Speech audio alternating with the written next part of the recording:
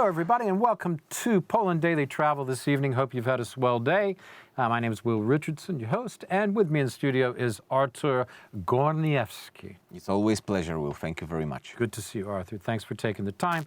And on the horn, we have for this episode, in which we will talk more about thrilling Kaliningrad adventures, we have Olgierd Uziembor, professor, I should say, in everything but the actual designation. Okay? Hello. That's all right, Olgierd, isn't it? Yeah. Welcome, guys. We were talking about last night, or I should say fellas, rather than guys. We were talking last night about Kaliningrad, and we just started to get into it. Arthur gave... You can be more politically correct and call us gentle persons and call that city Królewiec for once. Królewiec! The city of Królewiec, known to the world as Kaliningrad, but known in Poland as Królewiec. It was recently designated by government decree to be called by its old Polish name, which I like, actually. The border is closed, just like it's closed to Belarus now, and that's for in and out traffic. Mm-hmm. So no Russian traffic going through. What about the port? Is the port's not blockaded, though, is it? I don't think so. I'm not sure. I don't think so. I was not really watching that. I don't think so. They've got nuclear submarines in and out of there. I don't think it really blockade the port. You can. And actually, that's what we should do. Yeah, and not only. Who needs the Baltic Russian fleet? Nobody. Well, and also, why do the Russians have this piece of Poland? It's ridiculous. It should never have been allowed after World War II. It's still a beautiful city, even though Russians bombed the hell out of it during the assault on it. Is it still a beautiful city, rebuilt as a beautiful city? I don't know. I have It was. You guys been there, so you tell me. I haven't been there. I've been to Belarus, but not there. So Arthur, maybe. But there was an opportunity. No, Arthur's not been there either, I don't think. Have you?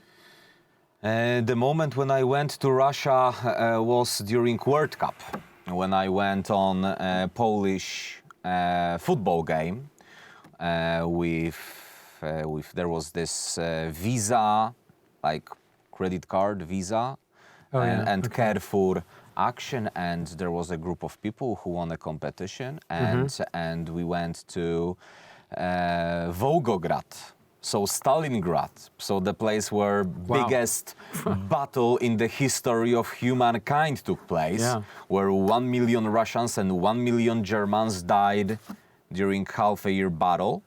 And there is this huge monument of Motherland Russia, which is actually not even attached to the ground. It's so heavy and so tall, it's 60 plus meters tall, and it's just so heavy that it stands there.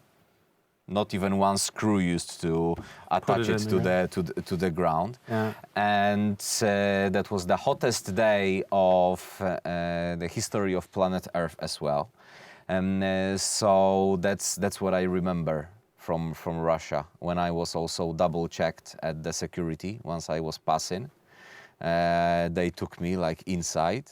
I had to leave my rucksack outside, so they were checking if I don't have anything that would enable them to keep me there for like 13 years working in a gulag. Yeah. Well, this is it. This is why I've never gone to Russia, because I don't trust them. And twice I was supposed to have invitations that were refused. I don't know why.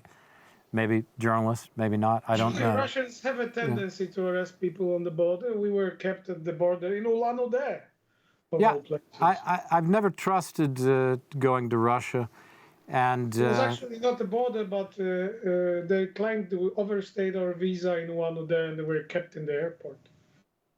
Yeah, I have to say I was a little nervous even going to Belarus because of the Russian presence and the sort of type of government that Lukashenko has. But Kaliningrad, there was a point, just as there was with Belarus, where you could get a short-term visa and you could take a boat from Gdansk or near Gdansk that would go to Kaliningrad, and then you could get off the boat and walk around and get back on it and leave the same day without, just on a tourist ticket with no visa. So I almost thought about doing that, but it's just also, how curious are you? I mean, it's just not. Maybe during the time when Putin wasn't there, I could see going. But since he's been there, it's always, which is, most of the time I've thought about going there, it's never been something palatable for me. I mean, I've seen the Russians in action in various places, and it's not pretty. Dangerous / ridiculous at the moment to go there. Also, there are, when it comes to my volunteer work on behalf of Ukraine, there are 3 resettled orphanages from Odessa region to Frombork, which is just 10 miles away from Kaliningrad region border. Frombork, Yeah. beautiful little town. Correct. Yeah, with a castle. It's on a hill. Yes, nice there is a castle hill, there is a cathedral. That's the place where Nicola Copernicus his heart is there. Proved that the Earth planet goes around the sun, not the other way. Yeah. And not his heart, but his bones are there. Yeah. That's one of his burial places. That's correct. And actually, the kids, the orphanage, are staying in the very same place where Nicolas Copernicus was staying and making his observation deck, right over there on the hill. This is where I provide my time to the vulnerable children these days, and this is where they are as well. Fantastic place to go. Let's just say where it is. It's to the east of Elbląg, which is to the east of Gdansk. Correct. And it's on the northeastern Poland. The Vistula Lagoon. Vistula Lagoon, northeastern Poland. Which has an outlet through Kaliningrad. It's very close to Kaliningrad. Yeah, you can see it. Russia. You walk out at Frombork onto the pier and look down there, and there's Kaliningrad. You can see it if it's a clear day. Yeah, that's correct. That's correct. Which is kind of weird because with everything going on, because I was there doing that last summer, even with the war, with the war on. So we could think how you could see that's we where could they think about the fate of these children who escaped from Ukraine just to go to the place where they can see Russia from. I know. But Poland's not bombed. Poland's part of NATO. Poland's part of European Union. Poland's a safe place where we can travel to also easily, and where we can host our Ukrainian guests for a year and a half now, hoping for better future. Everyone wants to go back to Ukraine. Everyone wants to regroup and then think what else to do. So we are helping best we can. Absolutely. Do you have any information on the children that were taken to Russia? So we are trying to get some information on that, Olgierd. That's a very worrying situation. That's why all the adoptions were stopped by Ukrainian government, because we face human trafficking as during the moment when we speak right now. We know Russians kidnapped a lot of Ukrainian children. May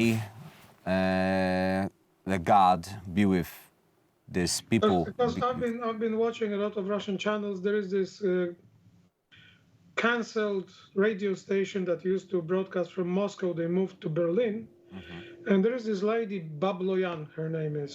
She's Armenian Russian, and she apparently still has a lot of information on those children, and she follows that closely. Maybe you can get in touch with her. Yeah, I've got to cut you off there. Thanks for that. This is, you guys be in touch on that. And that's a travel story to really think about, the journey of orphans from Ukraine to safety in Poland, where they can even sit in Frombork and see a piece of Russia called Królewicz by the Poles these days. Thank you for watching. See you tomorrow night.